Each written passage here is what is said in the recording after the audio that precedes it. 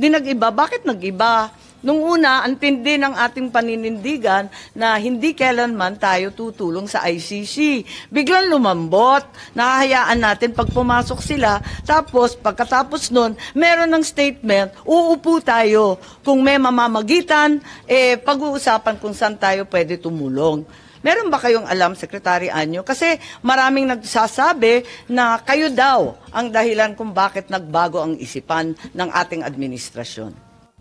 Madam Chair, palagay ko po ay walang basis po yung ganong klaseng allegation sapagkat ito po ay legal na usapan at hindi po kami nag-focus sa legal na usapan sapagkat ang sa amin po ay on the lens of national security. Tapos wala rin po kaming na-monitor na pumasok dito ng mga ICC investigators nung sinasabi ng mga panahon na yan. So wala kayong alam tungkol sa pagbabago ng isipan at polisiya ng ating administrasyon? Wala po, Madam Chair. At hindi rin kayo kasama sa pagpaplano ng aresto ni former President Duterte? Ma'am, meron po akong opening statement. Pwede ko po bang basahin? Siyempre, oo.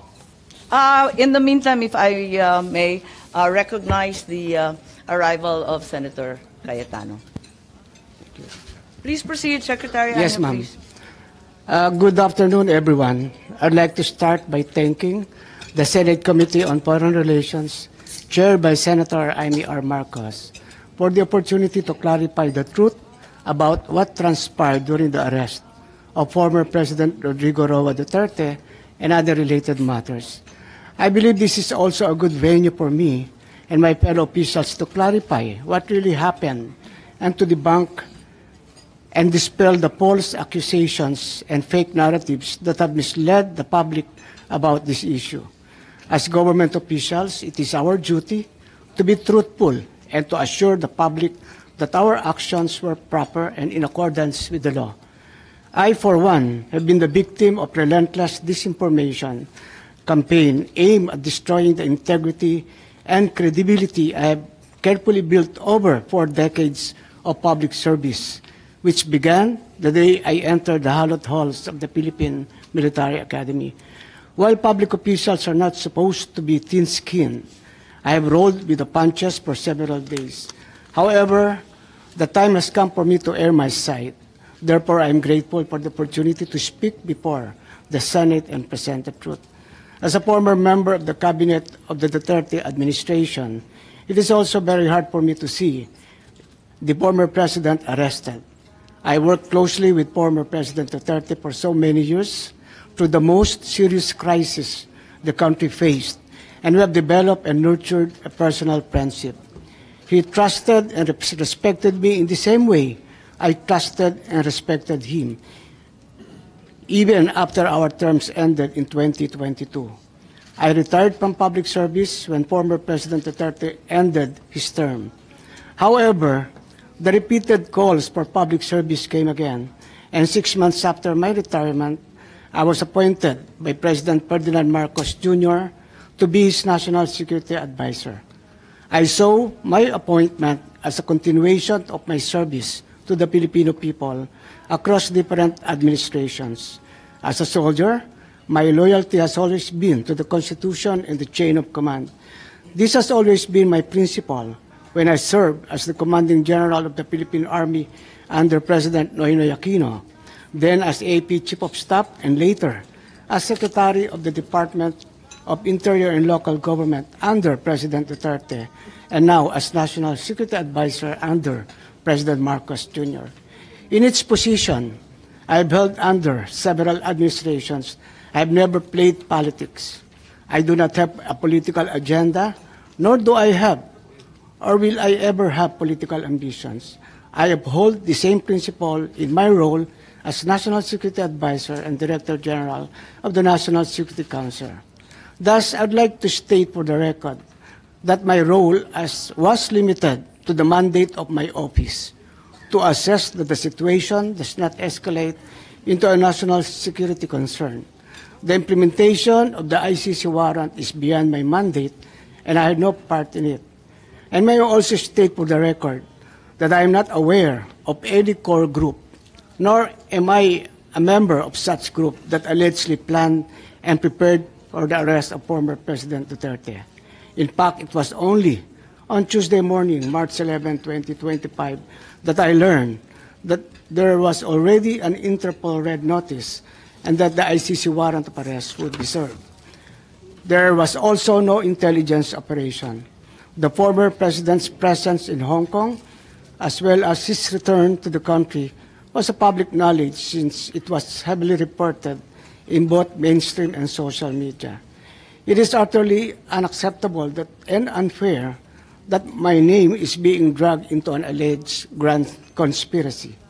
I firmly deny any allegations of a grand conspiracy. In fact, the events in March 11 were spontaneous. As National Security Advisor, I was merely doing my job. However, I face all these accusations against my honor and integrity with firm resolve, knowing that I am on the side of the truth, and I was simply doing what I had to do. And in doing so, I upheld the truth, justice, and the rule of the law. Again, my loyalty is always to the country, to the Constitution, and not to any person. Thank you, Madam Chair. Salamat, Secretary Ed. Subalit sa kabila nito, nagsalita po ang ating mahal na Secretary John Vic na ang nagplano po rito, o yung pagkaintindi namin, ang nagplano ay kayo. Ating Secretary ng DILG. Can I answer that, ma'am? Yes, please, you're recognized. The ones I mentioned, there were. So what exactly did you say? Ano sinabi po ninyo? They Ang asked me- pagkaintindi namin, itong apat na pinangalanan, ang siyang nagplano. Kasi Ma'am, we're already invoking namin executive privilege in this matter. Yes. Pero, interview, and it's yes, ma'am. public. It goes as far as the interview, ma'am. Yes, ma'am. Yes, That's it. I'd like to understand. I think your brother was trying I to did not explain state in any what way. he said in the interview, and I'm happy They to asked hear me it. if I planned it. I said it was not me. There were other people in the room, but we did not discuss any plans of any arrest. Saan ang galing yung mga pangalan na ito? Ma'am, that again is executive privilege. Ma'am, let Pero me explain, ma'am. Let me nandun explain sa first, ma'am. interview po eh. Yes, yes, Ang ma'am. liwanag Let eh. me explain first, ma'am.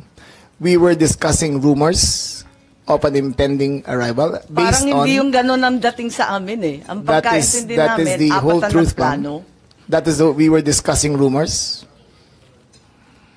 Go ahead, ma'am. Patugtog na lang natin para maintindihan ha.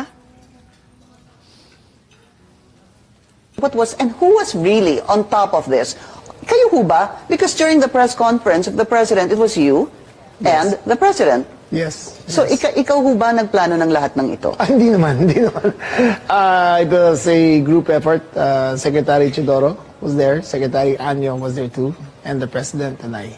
So, hindi naman ako. Ako lang ang natira. I stand by that, ma'am. Last man standing doon sa Malacanang. I stand by that. Kasi Secretary Chidoro was working out of his office. Eh napakaliwanag po ng sinabi Yes, ma'am. ninyo. Wala Secretary namang Anyo, of mapakiyaw-kiyaw course, dun is sa Yes, ma'am. sinabi. Yes, ma'am. Patayin na muna natin. Pakaliwanag naman ang sabi ninyo, hindi ako mag-isa kahit ako ang kasama ng presidente nung Yes, nagsalita ma'am. sa press con, hindi ako mag-isa ang nagplano. Isang grupo kami. Tapos pinangalanan mo. No, ma'am.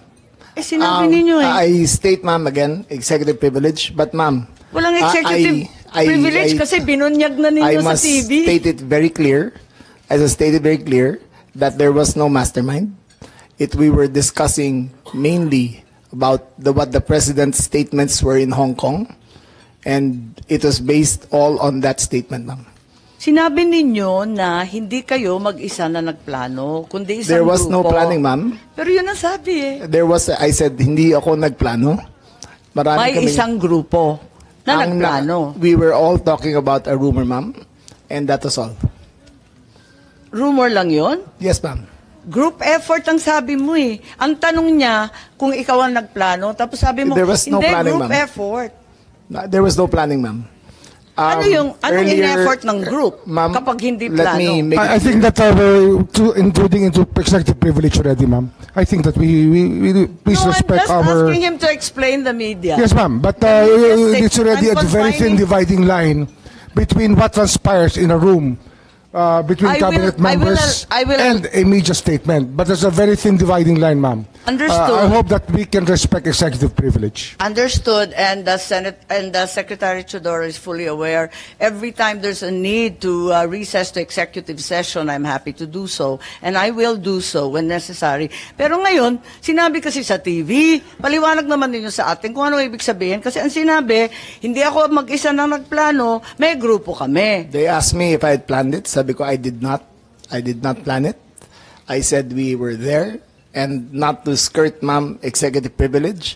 It was mainly because of the statements of the former president in Hong Kong that he said, in his words, ma'am, in Hong Kong, that, I think you have a clip, he said that, ang reading ko ay may ICC warrant of arrest na. That was the best of my recollection, ma'am. So anong pinag-group effortan? Anong To diniscuss discuss the rumor, ng ma'am. grupo na That, again, ma'am, pinangalanan nyo? as far as I will invoke in executive privilege, there was no, you cannot plan on a rumor, ma'am. Kaya nagtataka So, ako, again, bakit ma'am, group effort? Chismis lang naman yun. Chismis nga.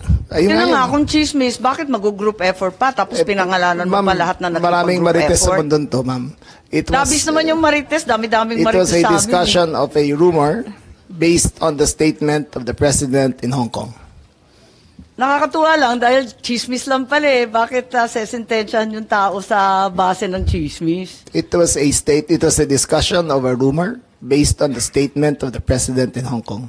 So you deny that you're part and parcel of the planning and that the other persons you named, hindi rin sila kasali dun sa pagpaplano? Again, ma'am, we were discussing the statement of the former president while he was in Hong Kong, that he said that he said, in his words, ang reading ko ay may warrant of arrest na ako. So that was the only basis of the conversation, ma'am. So ito yung group effort ninyo? Yes, ma'am. Pinagtulong-tulungan ninyo yung isang bahagyang chismis? It was, ma'am, all of that is, again, the statement of the former president, not ours. Okay, so walang kinalaman to. Pero para lamang sa kaprasong chismis, magtitipon-tipon pa yung mga sekretary ng kabinete. Nakakatuwa naman. Call it what you may, ma'am. Walang magawa. Opo, anyway, nabanggit na paulit-ulit itong Interpol, ano? At nabanggit na ng SOJ. At Ma'am, alam naman natin. ma'am, Yes if po. I may, since Yes, our Secretary name Chodoro, was, please. O kasi kasali kayo eh. alluded to, the Department of National Defense and the Armed Forces of the Philippines has no law enforcement mandate. Our sole mandate is to give support to the Philippine National Police when it is asked for. And therefore, such ends our jurisdiction. The operation is clearly a law enforcement one, and the Philippine National Police has the power to ask the armed forces to assist.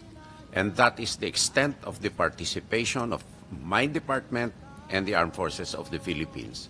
And all other matters in supporting the Philippine National Police are covered by operational security. Tama po. Kaya hindi talaga chismis lang to. Meron talagang natanggap. At sinabi rin sa isang interview, alas 3 ng umaga, natanggap na yung notice of arrest nung Martes, March 11. Sinabi naman ni Secretary Remulla na si PNP General Marbil nakatanggap ng notice of arrest warrant alas 3 ng umaga ng Martes at sinabihan ang Pangulo ng alas 6. Nabasa niya na nga sa alas 6 ng umaga. I So stand by ibig that, sabihin, hindi po chismis to. Meron ng notice of arrest warrant. You're Totoo na talking siya. about two different days, ma'am. Okay. March 10. Sige, clarify was- po ninyo para March 10 maintindihan namin. was conjecture. March 10, was chismis pa conjecture. lang yon. Yes, ma'am. Dala nung salita galing sa Hong Kong. Yes, ma'am. Okay. March Tapos, 11 was a formalized transmission Okay. by the ICC towards Interpol, and that was the first knowledge that this administration had of the presence of a action by the ICC directed towards Interpol. And that was the only formal knowledge that we had. So, andun lang. So ang ibig sabihin, ang gobyerno hindi tumulong sa ICC sa application ng warrant. Nagulat kayo na dumating na lang yung dokumento. Yes, ma'am. Wala kayong kaalam-alam or paghihingi? None whatsoever, ma'am. None whatsoever. Ganon din yung SOJ, pati yung SND. Wala kayong balita, wala kayong hinikayat, wala kayong pakikiusap na ilabas na yan sa lalong madaling panahon. Wala po ako rito noon eh. Nasa Vienna po ako. Ma-attend po ako ng United Nations meeting sa Drugs and Crime, UNODC.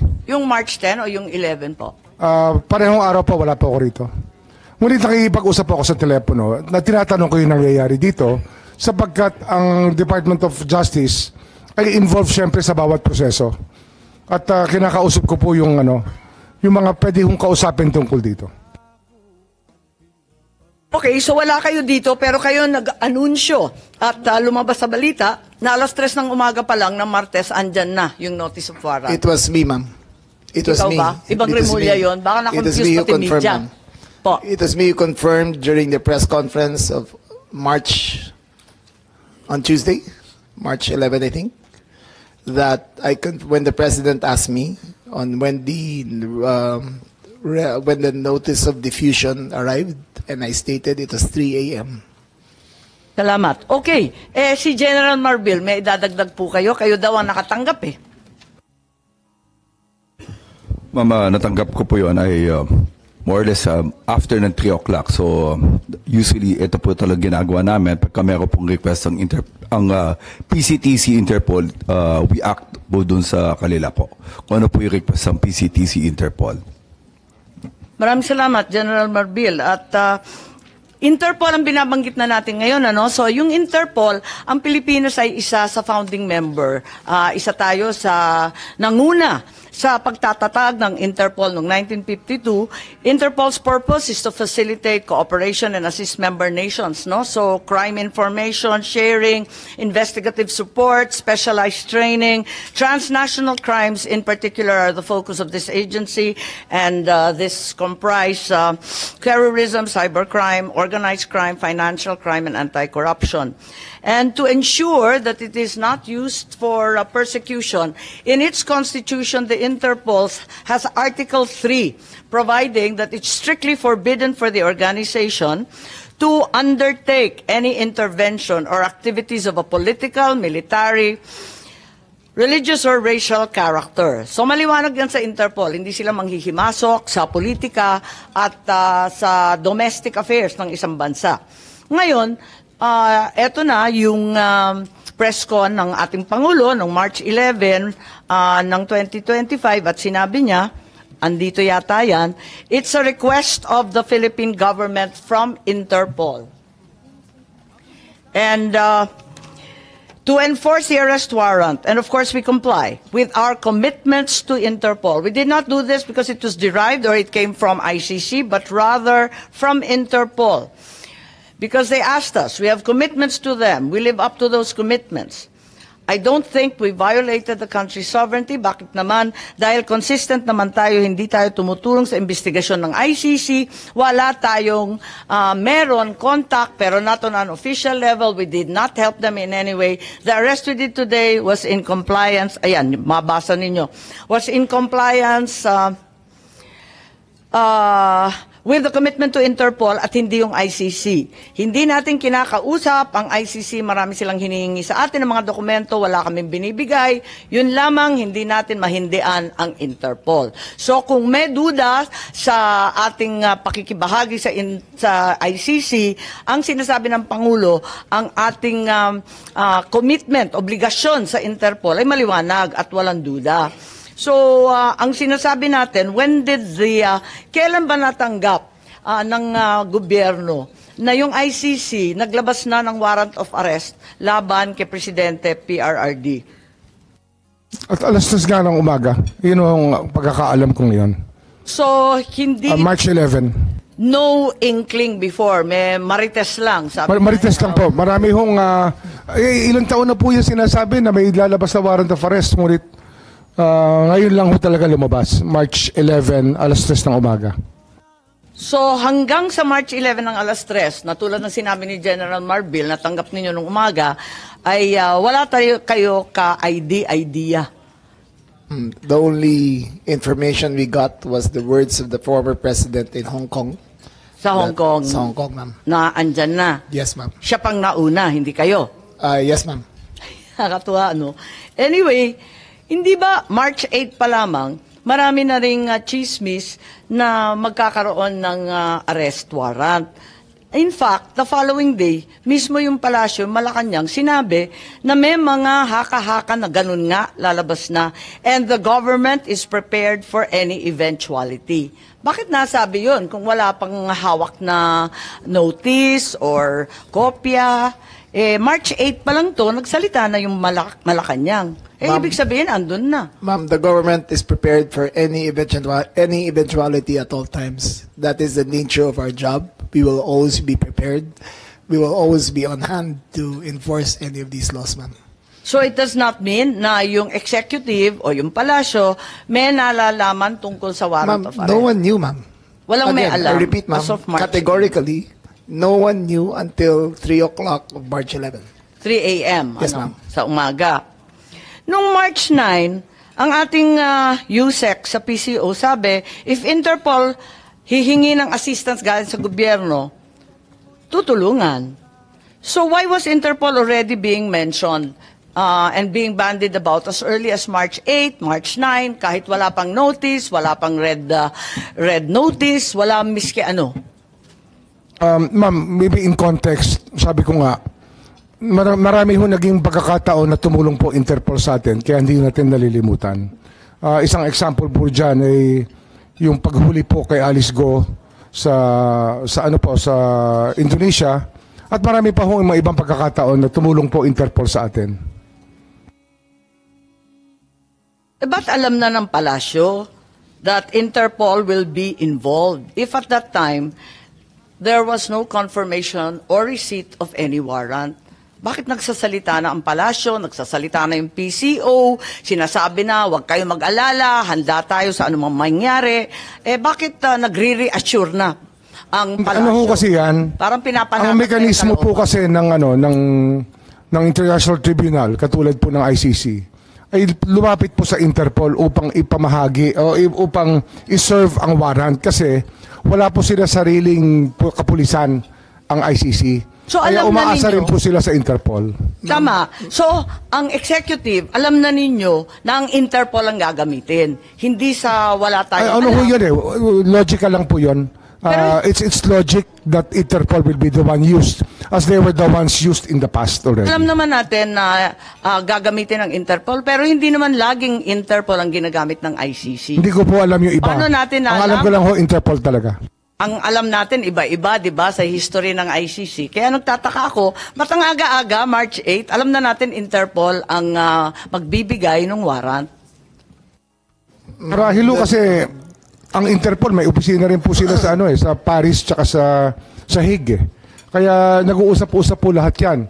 Yung Eurojust, Europol, ICC, ICJ, isang lugar lang po 'yan sa The Hague. Oo, alam natin, pero iba-ibang pamamaraan ang ginagamit ng ICC para hulihin, dakipin, at mag-serve ng warrant.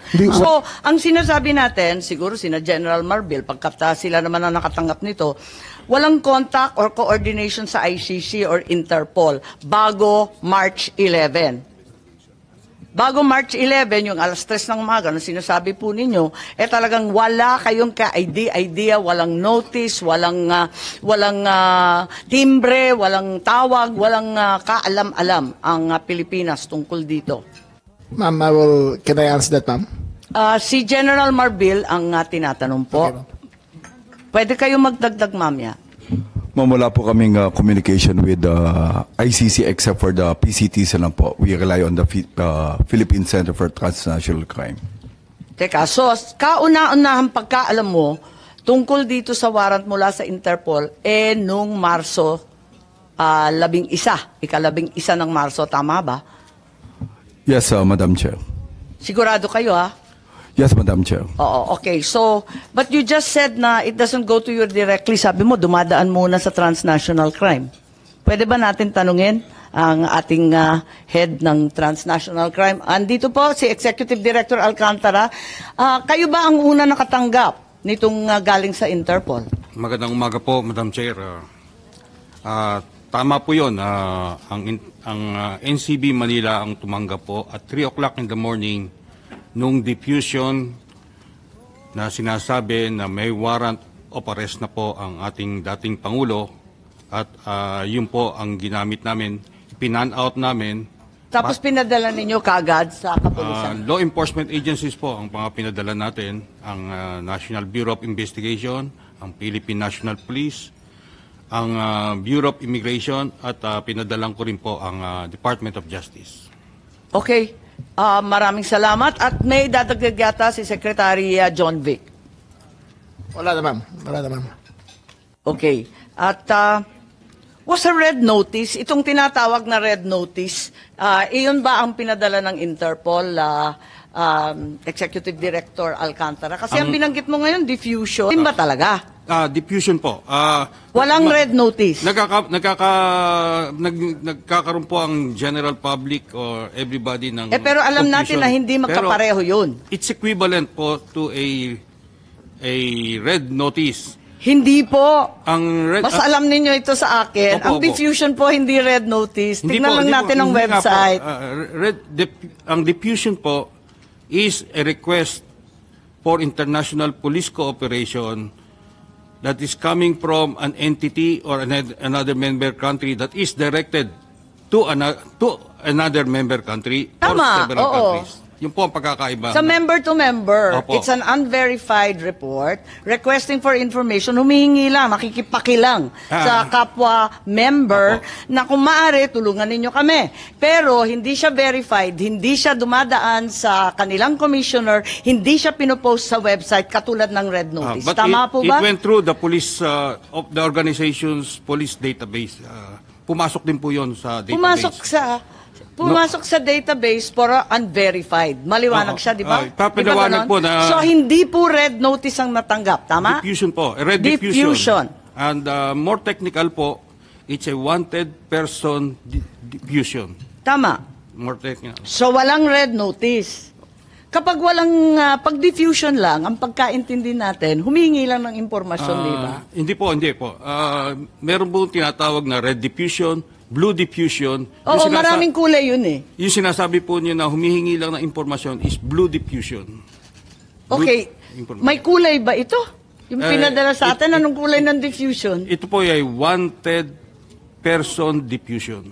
So, walang red notice. Hindi po siya red notice. Nakatanggap pa tayo ng red notice at any point?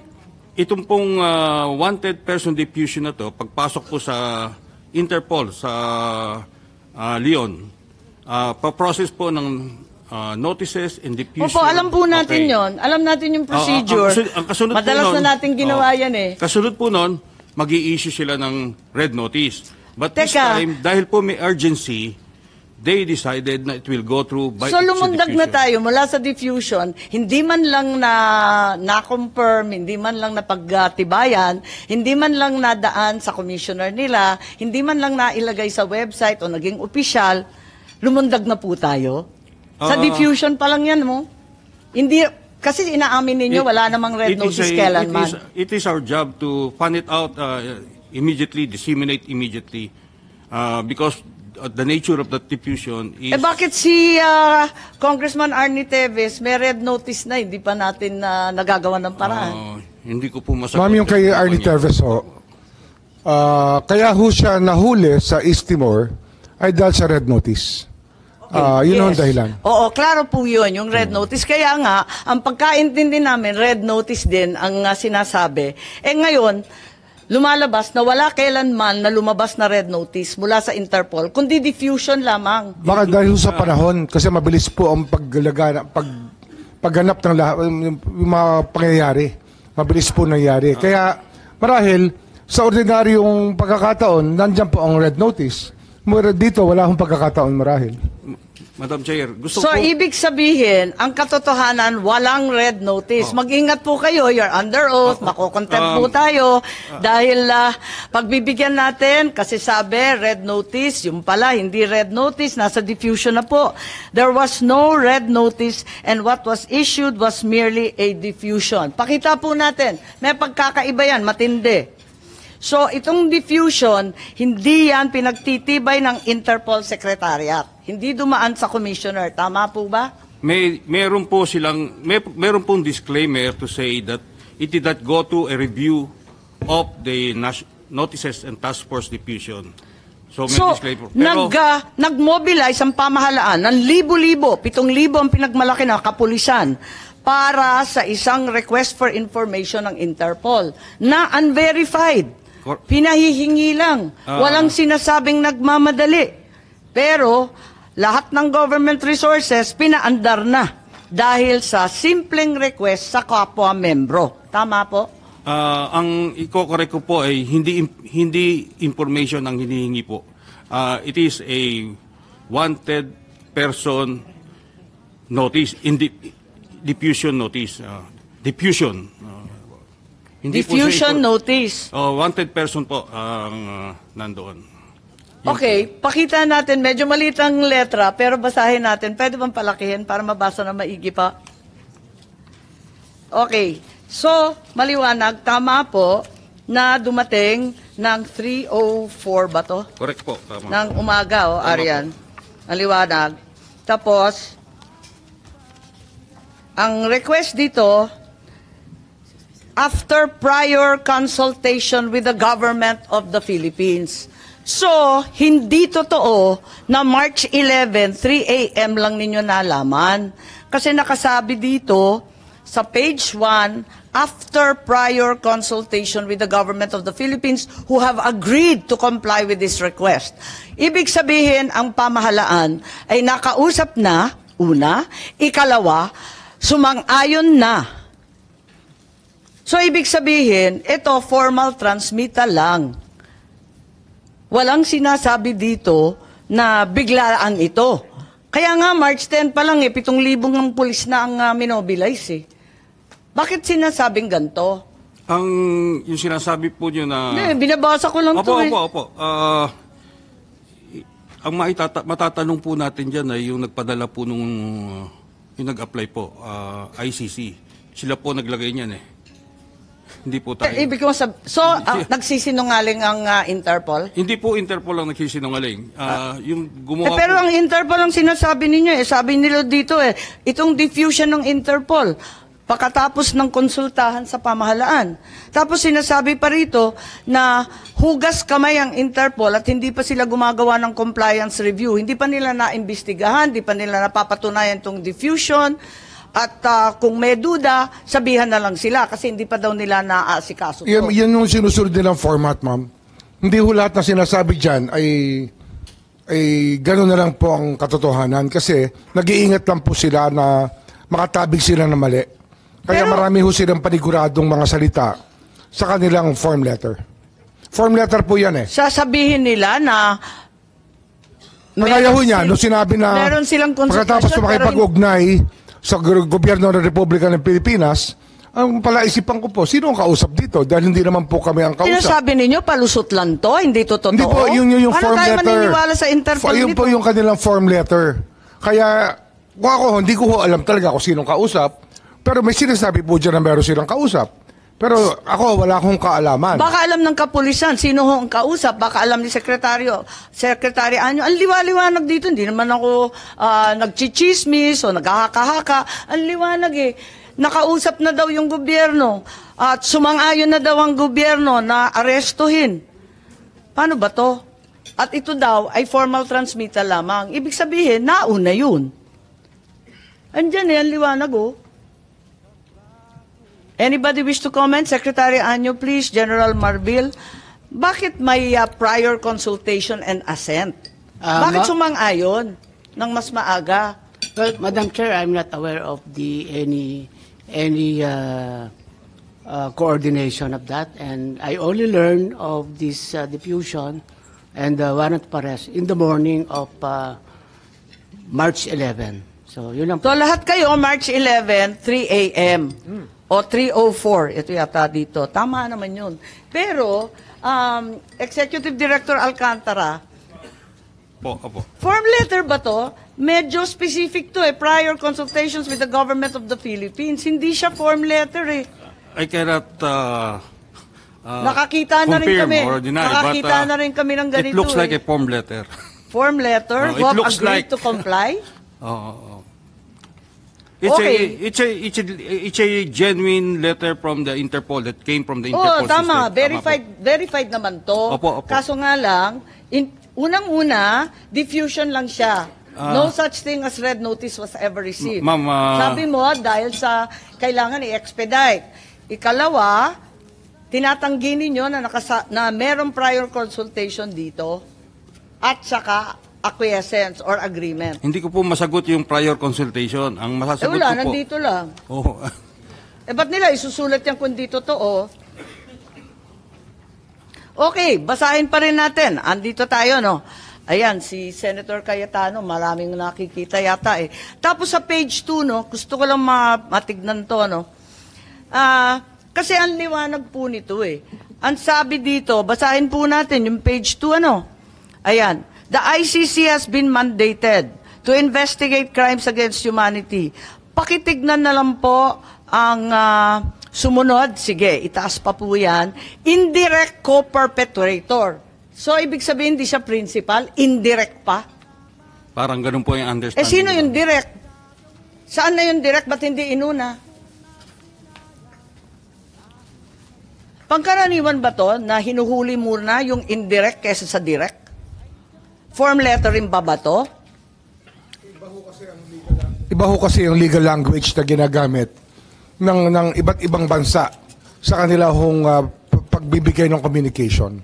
Tama po. Siyempre, iba-iba yan. At saka translated to in many languages. Opo. Pero yung indirect, sa palagay ko, kahit Frances man yan or High German Swiss, ganyan pa rin indirect. Hindi siya principal. Hindi kasi ho, Bakit ano nga yung legal system po depende ho sa kanilang pagkasulat ng kanilang mga batas. Kasi kagaya ho sa atin, conspiracy po ang tawag natin dyan, di sa ating bansa. Co-conspirator po ang tawag sa isang taong participate sa Kaya isang nga. krimen. Ito, co-perpetrator. Yun nga ho yun. Pero indirect. Marahil yun po yung definition niya ay lumalapit po sa ating definition na conspiracy sa ating bansa. So yun po yun. Marahil lagay natin sa konteksto na yun po ang kanilang lingwahe sa kanilang batas, sistema ng batas. Iba ho ang lingwahe natin dito. Nako, kahit i-Frances yan, yung indirect, hindi direct, di po ba? Ganun din naman sa conspiracy. Kaya nga. Oo. Kaya nga nagtataka lahat, bakit siya unang hinuli? Bakit siya dinampot bigla? Hindi naman pala siya yung bida. Hindi naman siya yung kontrabida. Pero sinabi ho na co-perpetrator. Tama, pero indirect. Kasabwat. Sinabi ho diyang kasabwat. Okay. Oo. Ngayon, tignan natin. Action to be taken. Locate and arrest with a view to extradition. Assurances are given extradition will be sought upon arrest of the person in conformity with national laws or the applicable bilateral and multilateral treaties. Ibig sabihin, hindi yung kidnapping or yung Hindi extraordinary po kidnapping. Wala ho rendition. nangyaring kidnapping, ma'am. Pero may extradition. Bakit Hindi, meron ho in-extradite? dalawang option yan Ang haba ng Ang proseso. international humanitarian law gives us two options. Walang nakasulat There are dito. two options under international humanitarian law. I'm just The first talking option is about the extradition. diffusion, No, I Secretary. have to explain the law, ma'am. The international humanitarian law gives us two options: extradition or surrender. And we chose the surrender path, ma'am, not extradition. So despite the myriad and ironclad commitments to Interpol, hindi tayo sumunod dito sa hinihingi Hindi ho sila familiar sa system Ang natin hinihingi nila, extradition, hindi surrender. Di po ba? Ang liwanag Hindi, yan po ay kanilang sinasabi kasi yan pa ang customary law sa maraming bansa na extradition. Kanina sinabi mo, Hindi, kaya nga customary yun law, yung procedural at administrative, hindi din Hindi, pero yun nga ho hindi nila alam yung ating batas Hindi ho nila alam na meron tayong Republic Act 9851 na nagsasabi pwede extradition o pwede surrender. Teka, Ang pinili po namin executive action po, surrender po. tapusin muna natin yung sentence kasi meron pang karugtong. Extradition will be sought upon arrest of the person in conformity with national laws. Susunod tayo sa 9851. Yes, sinunod dyan, 9851. O, sige. And hindi extradition ang aming ginamit, kundi surrender. Eka, meron tayong iko-konsulta, Attorney Alexis Medina, na sumulat ng iba't ibang libro tungkol sa international law at sabi niya, hindi tumbok sa extradition o surrender, hindi sila pareho. Kaya kinakailangan intindihin. Eto, na extradition, kaliwa-liwanag sa batas natin. Senator Cayetano, and thereafter we will consult Attorney Medina. Thank you, Madam Chair. Magandang hapon po sa inyong lahat. I'll ask my questions mamaya po kasi may konti akong introduction why. Just to follow your point, was there or was there not cooperation here? On page 2 din kasi nakalagay din, assurances are given that extradition will be sought upon the arrest of the person in conformity with national laws and or application bilateral and multilateral treaties. Tapos this request is treated as a formal request for provisional arrest in conformity with national laws. So, yun lang ang question ko kasi dun sa una sabi hindi sila sumulat, hindi nyo alam kung sino nag-cooperate. Of course, I'll take your answers at face value and presumption of regularity unless it's inconsistent. So, dito lang sa action taken, so dito sa page 2, sinong nagbigay ng assurances? Tapos, nung na-receive natin to na this is to be taken as a formal request, did we take this as a formal request? I'll stop there just so that before we move to the treaty and tama ba yung surrender? I just want, factually lang, so did, to our knowledge, Secretary, Ano ho yan form letter nga ho yan ng ICC. Yeah. In expectation po nila, walang ibang option kundi extradition. Pero hindi ho ganun ng bating batas Our local law, Republic Act 1951, allows us an executive option. Thank you. So to your knowledge, SOJ, ma'am, para lang hindi malito kasi dalawa yung Secretary Remulla, may I call you SOJ and may I call you SILG, just so that walang confusion.